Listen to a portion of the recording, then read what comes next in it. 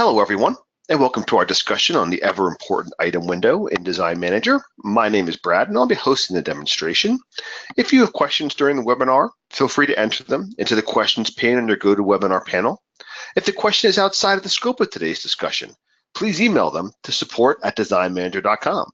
Lastly, if you miss a portion of the webinar or want to review any of our past discussions, go to our YouTube channel at Design Manager Inc., Design Manager INC, and you can see a complete listing of all sorts of topics, including our quick start videos for the new Design Manager users, our helpful tutorials, and our complete and comprehensive webinars, such as today's presentation. To that point, today's discussion is intended for a more in-depth review of the item window and assumes that you have some working knowledge of that screen.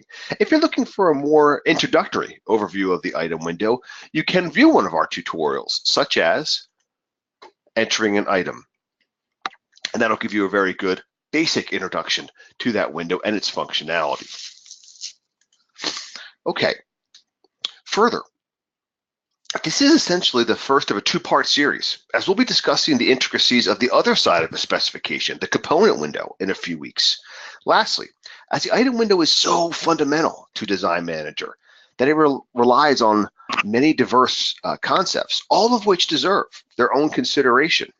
And we've done so in other past discussions. So I'll refer to those webinars where appropriate so you can really deepen your Design Manager understanding. We'll begin our discussion by entering a new item for one of our projects so I can review each available field available for data entry. Now, it's important to remember, I'm going to discuss all the possible information you can record on the item window. You do not need to enter everything I'm going to review. You only need to enter information that's important to you and your clients. And this webinar just allows you and your company to determine what you feel is important. So let's begin. I'm going to go to our project tab in our project specifications window, and I'm going to work on one of the Hilson projects today. And you can see this project is its very initial stages, and I have only very preliminary and basic items entered so far. So I'm going to go ahead and add a new item by clicking the Add button. And that brings us to our window of discussion today, the item window. And just by clicking Add, there's already some handy information for us. First, notice in the title bar, it says Item Window, but we also conveniently see the project code and the project name listed for us. The Item tab itself actually has the current reference number. Since we're creating a new item, we could see that we've already used reference numbers 1 through 4, so it makes sense that we're on item 0005. We can also see our color-coded status code, indicating how far through the design cycle our item has progressed. And since it's brand new, it certainly makes sense that it is at the specifying stage. Lastly, before we really get going, remember that you can always use the help system to get information on any window in Design Manager just by clicking the question mark in the lower left corner. And just like that, you can see our item window, item tab, and look at all the in-depth description available for you. Further, each tab even has its own help description as well. So no matter what information you're looking for, our team has really put a lot of time into developing a fantastic resource for you with that help system.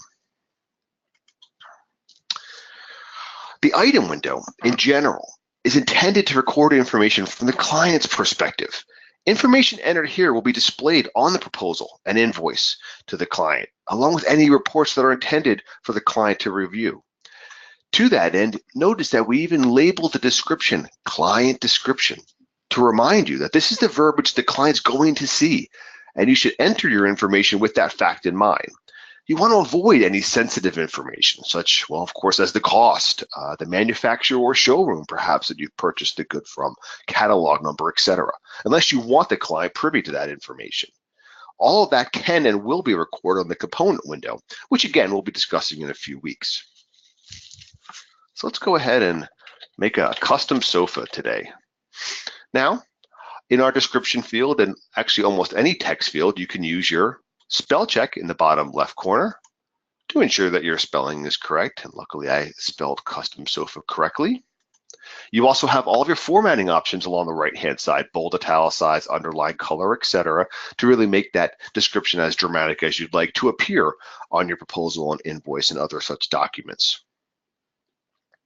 You could print out a copy of your description, particularly helpful if it's very, very verbose or long in length and it's a little difficult to read through while scrolling in the description. You can print out a copy to review at your leisure. You can also use your remarks glossary. Notice that my search icon is highlighted or in color in the bottom left corner. That means I have a glossary associated with my descriptions.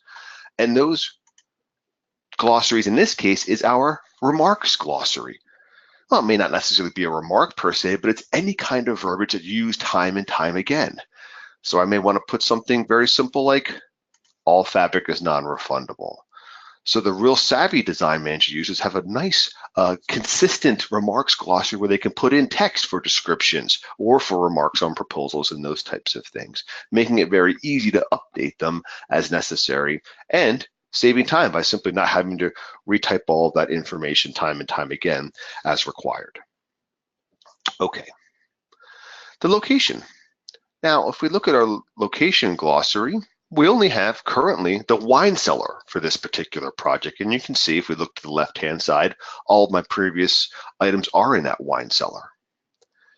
Right from our location search window, however, we do have access to the company or global list of locations. These are locations that we've created at the company level that we find ourselves using time and time again. And that corresponds exactly to our locations glossary on the top toolbar, which is where we go to enter our global list.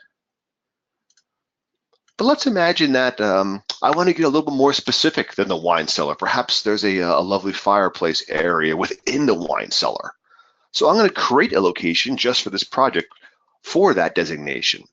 So on my location search window for the Hilson project, I click the add button, put in fire as the location code. Fireplace area. Again, notice that my spell check is active, so I could check that if I wanted to. I'm not going to update my company-wide list. This is fairly specific to the Hilson, so I'm going to leave this location solely for their project. Just by clicking OK, I attach it to their project-specific list, and by clicking Choose, I have my fireplace area already set for my location. Now, in the future, if I come into a new item and just begin typing fire, I've got my location right there for me. So we've created it, and the Design Manager Enhanced Searches allow you to select it very quickly just by clicking the first letter or two of the location itself. The quantity. Now this is optional, and it will appear on the proposal and invoice, and ultimately it determines the unit price of the item as well. And Design Manager will consider, if you look at blank or 0, Design Manager will consider it as a 1 when it does its mathematics, but I often like to input that directly. Next is your units or unit of measure, and you can see that Design Manager has all your standard units listed for you. If there's something a little bit more esoteric, you can certainly just type it in as well. We'll just use each in this case. To the right of that is the time budget designation. Now this is used when creating a time budget item, which you will join your time entries to as you're entering in your billable time.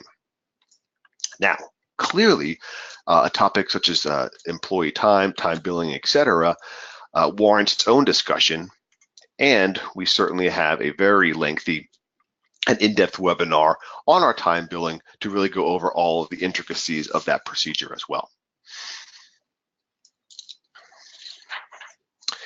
The unit and extended budgets. If so inclined, you can input preliminary unit and extended budgets amounts while you're in the early phases of developing the scope and total price of the design project. You can then present and review the budget using documents and reports such as the budget sheet, the budget analysis, etc. So if I put in 4,500 as the unit, obviously my quantity is 1, so my extended budget would be the same, but those fields all update one another. So if I have 2 as my quantity, notice that my extended budget increases to 9,000. If I reduce my extended budget down to 8,000, it'll then change the unit as well. We'll go back to our quantity of 1, which gets us to our unit budget of 4,000. Let's actually make that 4,500 as I had originally stated. Oops. There we go. Next, and the entire budgeting procedure is also explained in depth in another one of our webinars, Budgets in Design Manager Pro Cloud, where I go into this process of budgeting on a project item location level in great detail. The sales category is next on our list. The sales category allows you to classify the good or service that you're providing to the client. So you can answer questions such as, what was my total profit on accessories? Or what was my total cost on furniture for the Hilson projects? Further, if we use the furniture sales category as an example, you can see that each sales category comes configured with a series of sales or revenue and cost of goods sold accounts associated with it. So I don't need to remember to use the 41,900 furniture revenue account when I go to invoice my client, nor when the bills come in from the vendor do I need to remember to use the 51,900 furniture cost of goods sold account. Simply by classifying the good or service consistently as furniture, Design Manager will handle all of the accounting for me. And I think furniture is a great selection for our custom sofa. The client deposit percentage. In general, I want to ask for 50% upfront from my client in order to get my cash flow at an acceptable level and begin purchasing. But notice I certainly did not type in that 50%. It's actually being defaulted from my project itself. So if we quickly examine our Hilson wine cellar, edit, defaults tab, there's my default client deposit percentage and the option to, if I want to include sales tax in that figure, which I currently do not. And if I want all of my projects to be pre-configured with a certain percentage, I can do so on the company information window, advanced, general tab, and I have my client deposit percentage there as well. And of course, you could always then configure it individually on a per project basis, and then even for each item if desired. Now, our cost and pricing. Usually these values in the bottom right corner are calculated from all the components that we're adding themselves. But in this case, I can just manually enter our anticipated cost and price. So let's say I think it's going to be around 3,200 and I plan on selling for 4,000. And if we go ahead and click OK, we have our custom sofa item. And we're done. Well, no, we're not. We're actually just beginning. But I wanted to show how some of the information that I entered is also easily viewable on your specification window itself. Of course, we're going to see our description. We're going to see our new reference number, the location code and name, quantity and unit of measure, status, amongst other information as well. We do have a nice column for a thumbnail image. So that would be something I'd like to see on my specification window in the item itself, and perhaps even some of my documents like the proposal. So how does that get entered? Well, back on the item window. So now we'll edit our custom sofa. And here I do want to point out that we can now see our previous and next arrows. These allow us to quickly review or scroll through, if you would, a variety of our items. So if I hit the previous arrow, notice that I'm going to go from item 0005 to 0004, again to 3, and the next arrow simply goes in the other direction. An easy way to both save and scroll through your items so you can review them very quickly. But let's jump over to the picture tab. This allows us to associate an image with our item, and we can do so in a variety of ways. If I have a scanner attached to my computer or on my network, I could put a copy of the picture on there and simply hit the scan button. Design Manager will automatically fire off the scanner and bring the image in to the picture frame for us. More commonly, I could simply load a picture that I've already saved on my computer or even my network with the load button and just simply select the image as desired. But by far the most common way is simply to copy an image from my vendor's website or any website really and simply paste it into my picture frame. So I can just jump off to, see, our interior sofa here. I'm going to copy the image. And I use the paste icon on the right side to easily import it for us. And Design Manager even then saves it independently from our data and in Design Manager's secure cloud network, and it compresses the image for me as well. And if we click OK,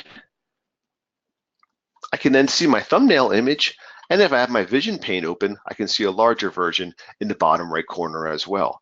Further, I can even paste my image in from here. I could even scan from here, or I could load, remove, change, or even to a degree, change some of the effects on the picture as well.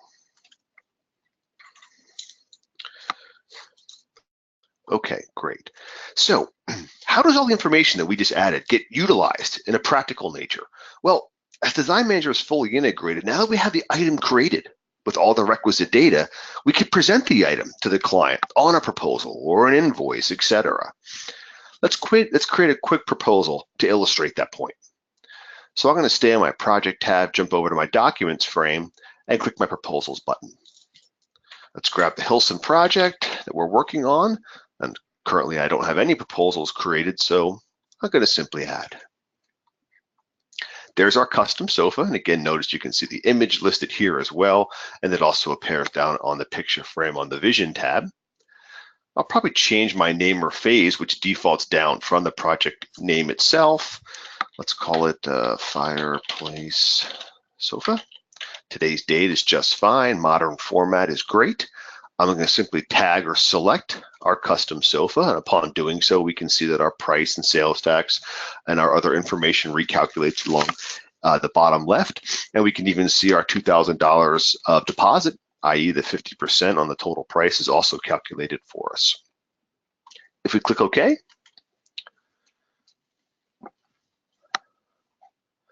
there is a copy of our proposal in the modern format, which is my preferred format. It has the most contemporary feel, in my opinion. But in regards to our discussion today, all of the information that we entered on that item window is now being displayed for us. We have our location, a fireplace area. There's our custom sofa and our fabric caveat listed for us. And you can even see the italicized version of the remark as well. We have a nice professional image of the custom sofa, the quantity and unit of measure, the unit and extended prices. Design Manager creates that reference number for us, but it's listed there as well. And we can even see our deposit requested amount too. So by having a singular area to enter all of this information, it's now accessible for me everywhere. There's no duplication of entry needed. And if I simply close and accept the proposal, I've now processed it into Design Manager. Clearly, I went through that process fairly quickly on proposals. So as is becoming a running discussion today, we have a Project Management Course 1 for proposals as well, which again, that whole process is explored in much more detail. Okay, let's get back to our item window. Close our proposals, go back to our specifications.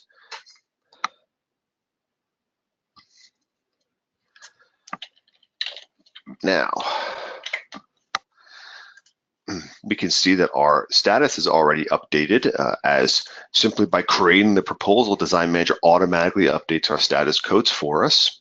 Let's go ahead and edit. And let's see what other information is available for us. So let's jump over to the next tab of specification information.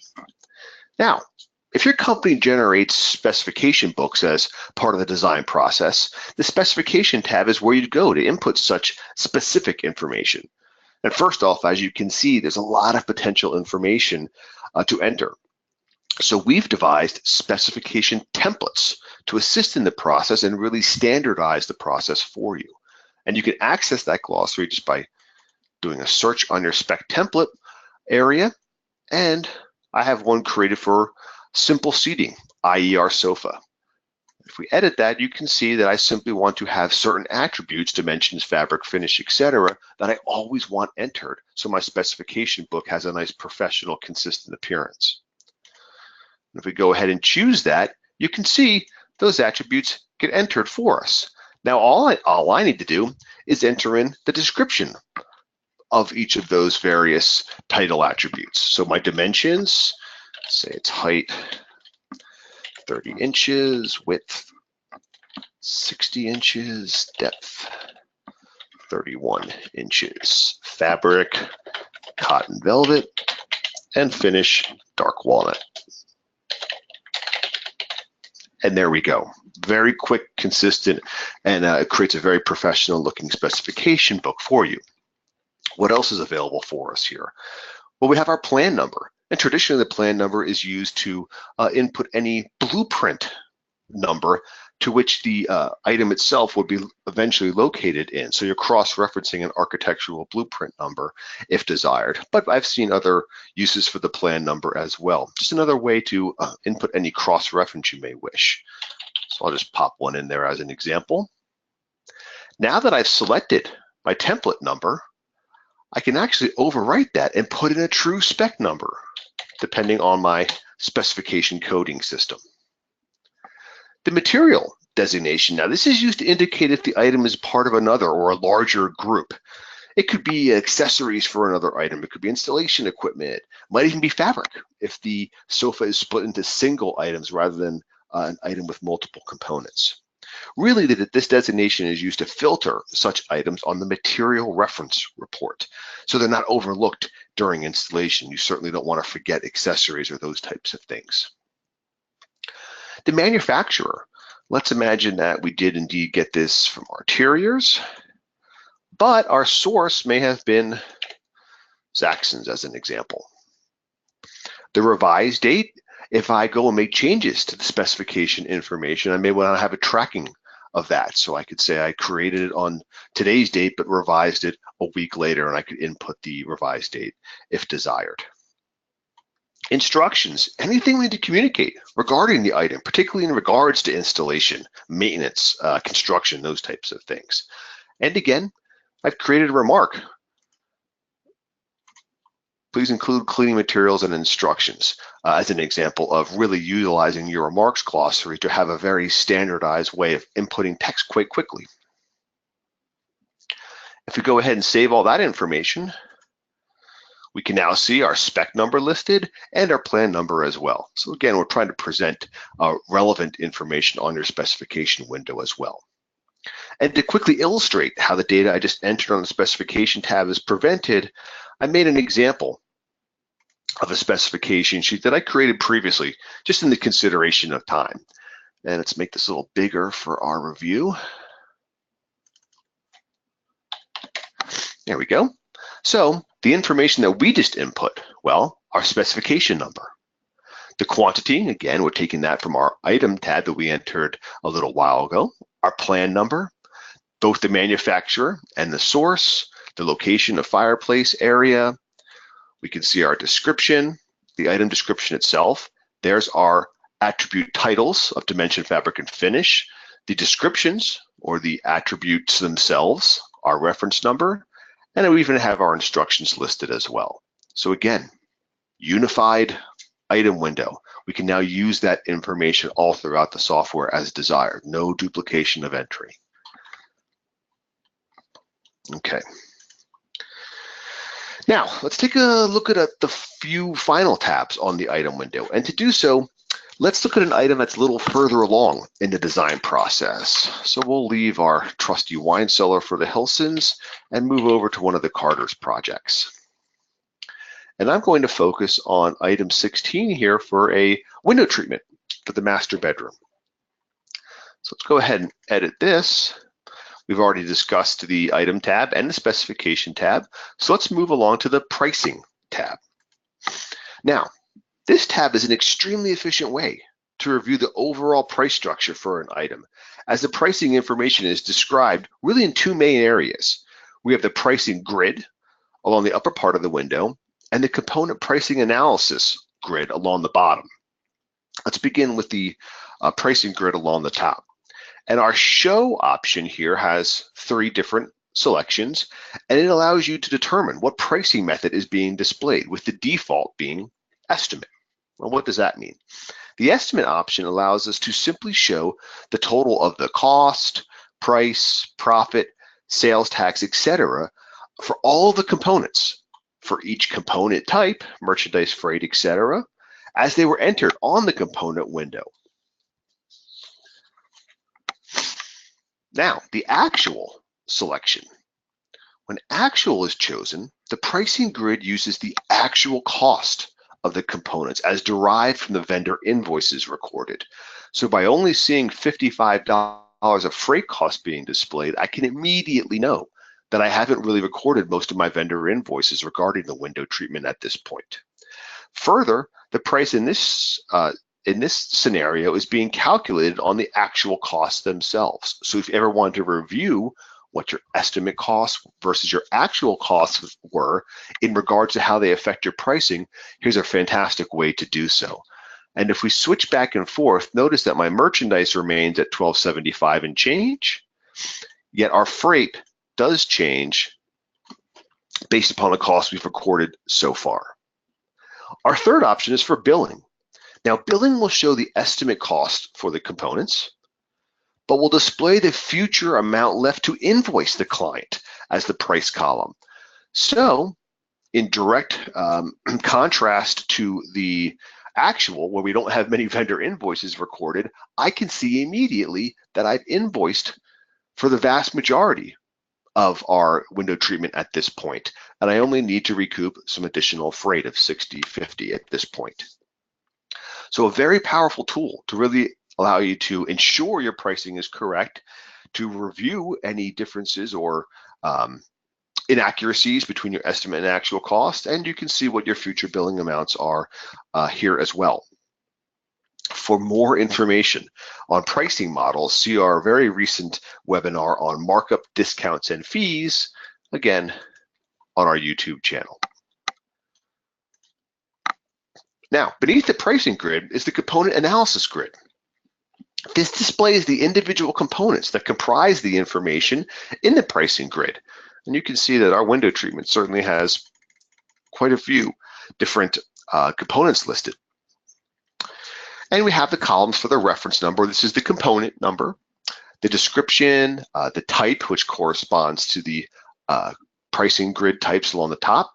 Then we can see the estimate cost, the actual cost, and again, we only see actual cost all the way down on our final freight because we haven't recorded those vendor invoices yet, the estimated price, the billing price, which is 0 because we've clearly invoiced for the vast majority, as I said before, of the window treatment except for our freight, and the actual price, which again would be the price as calculated when using actual costs. So all of the information displayed up top we can then see in further detail on a per component basis along the bottom.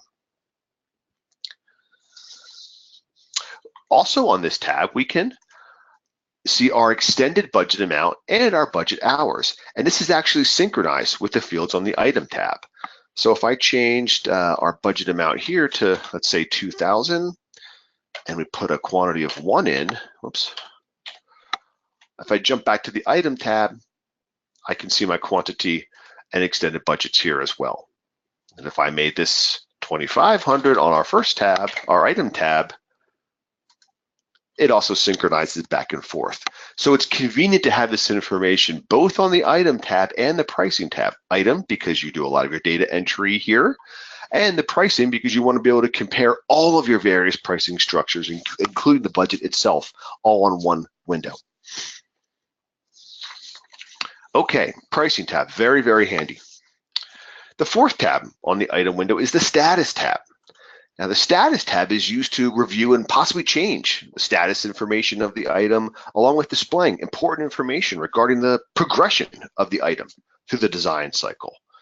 So first we can see we have our status code so we can review it and change it if necessary. So let's say I feel, in my opinion, that it's not at the needs to be invoiced level. I could change that to ordered, and boom, just like that, you can see the color-coded status updates as well.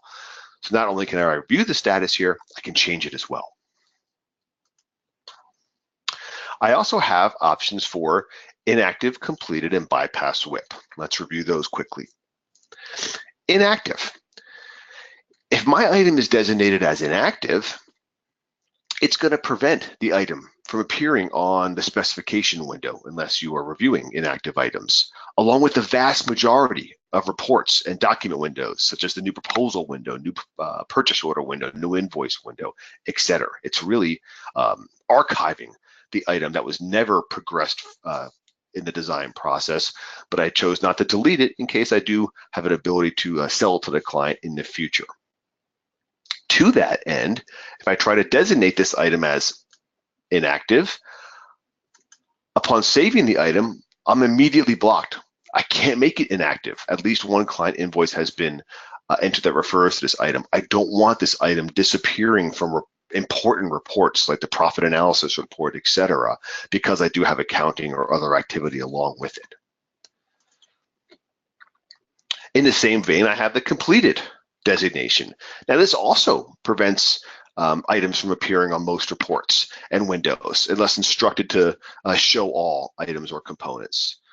Status codes can be actually configured to set the completed designation as well. If I select completed, it'll mark that designation. And if I change it back, it will clear it. Now, there is no such caveats of checks and balances like we had with the inactive designation. The completed, marking the item as complete is really just a housekeeping trend where I can keep my list as accurate and as vital as necessary. So I'm only focusing on items that are still progressing through the design process. So you can at any time mark an item as completed if it has successfully progressed through the design process to your liking. Lastly, the bypass work in process or bypass WIP designation. Now, this indicates that the cost accrued from the recording of vendor invoices for the item will go directly into cost of goods sold rather than into the work in process asset account first. Most frequently, this will be used if the item will never be invoiced to the client, thus preventing the natural migration of the cost out of work in process into cost of goods sold. It really is the act of invoicing the item that does so. If a project will not be utilizing the conventional method of invoicing on a per item basis, let's say a model home where the only revenue is from a contractual fee, you could set the project on the defaults advanced, general tab, bypass work in process. You could set your project to be configured in that manner. Then every subsequent item would also be set to bypass work in process. So all of your costs recorded would go directly into cost of goods sold rather than work in process. So a fairly rare scenario, and if you're confused upon that, obviously feel free to reach out to our technical support team at support@designmanager.com, and they'd be glad to help you out with that. But that's how we can designate an item to do so. Okay, beneath those designations, we have our proposal grid. This allows us to see any and all proposals that the item was included upon. So we can see that our item for the window treatment was on proposal 0002. And just to verify that, you can jump to our proposal window. Here's our proposal 2 listed for the Carter's project. And we'll just look at the status window. And there's our master bedroom window treatment. And we can see that information like our deposit received, check number, etc., from our status window on the proposal corresponds to the same information listed on the item window as well. So we really try to provide you with the information that you want about an item on the item window itself. You don't have to go hunting around through Design Manager to find, hey, did I receive a check for the window treatment? Yeah, you sure did. It's listed right on your status tab for you. If there's no check number there, no received deposit amount, then you can rest assured that regardless if the client truly sent it or not, it has not yet been entered into Design Manager. Likewise, the client invoice grid. That's going to show you any and all client invoices and credit invoices for the item. And you can see the invoice number, the date, the quantity that was invoiced, the total amount, any deposit being applied, sales tax, the total amount. If we have received payment, we would see that in the next column, along with the client check number for the payments. Since we don't have any payments yet, we have a balance due, And then we can see the distribution or breakdown of the amount in the fact that there was merchandise, freight, installation and labor, etc. And as a summation right beneath that, it shows the total amount invoiced to date, the total payments to date, which includes our deposit being applied, our current balance due. Lastly, beneath that, if you use the delivery ticket system in Design Manager Pro to create shipping orders for your delivery team, the most recent ticket number, ticket date, along with the delivered and shipped quantities would appear as well. And if you're not familiar with the delivery ticket system in Design Manager Pro Cloud, of course, we have a webinar just on delivery tickets as well, so you could really see the functionality available to you with that delivery ticket system. The sixth and final tab on our item window is the Workroom tab. The Workroom tab is used to input information regarding the overall fabrication of a product, such as our window treatment. All the information entered on this tab will be displayed on the work order document. And here we can see the Workroom vendor, which in our case is Curtain Calls Workroom. This is used to designate the vendor that's going to be receiving the merchandise, often from other vendors, in order to fabricate the finished project for the client. Beneath that is the Ship Finished Project 2. This tells the user, allows the user to enter a shipping location that tells the Workroom vendor where to deliver the finished project upon its completion. And in this case, we're going directly to the carter's home. And beneath that, we have workroom instructions. This can be entered and are intended to provide the workroom vendor with any necessary information regarding the assembly of the project as a whole. So all the instructions to create that particular window treatment. And for those of you unfamiliar with the work order document, let's jump over to the project purchase and work orders. And there's our work order for Curtain Calls right at the top there. If we reprint that,